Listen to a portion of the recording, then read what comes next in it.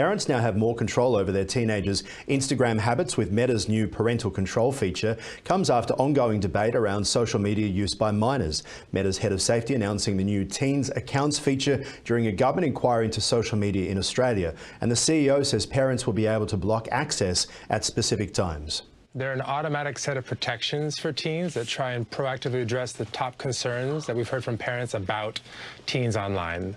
Things like who can contact them, what content they see, and how much time they spend on their device.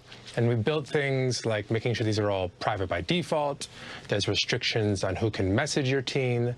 There's content restrictions so that they see less inappropriate content, and even a reminder to leave Instagram once you hit an hour for the day, all without requiring any involvement from the parent. All sounds great, but will it work? For more, we're joined by Dr. Karen Sutherland, the University of the Sunshine Coast. That's the question, will it work?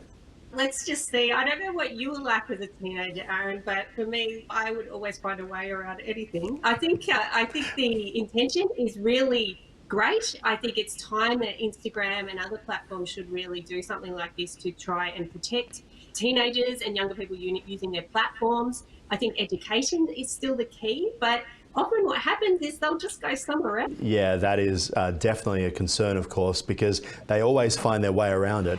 I want to ask you about Meta banning Russian state-controlled media outlet RT from the platform as well, just days after the US accused the channel of spreading disinformation. Again, for the same reason. And they've been on to trying to ban Russian media for quite a while. They've put limitations since like 2022, but they've really cracked down now in the lead up to the US election.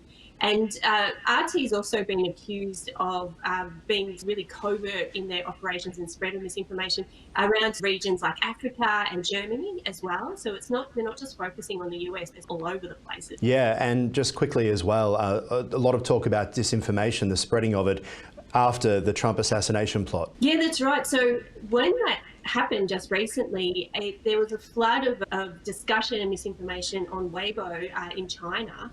And I think they said it was something like 500 million users engaged in this discussion, and they questioned whether it was real and shared things that weren't true around what happened. So yeah, it's interesting that this is happening everywhere. It's like this spread and the talk and the lead up to the election, and all of these topics are happening all over the world in terms of misinformation and the discussions taking place. Dr. Karen Sutherland, for the record, I have known you since I was a teenager, but thank you so much. We will talk to you again soon. Thank you very much. Have a good day.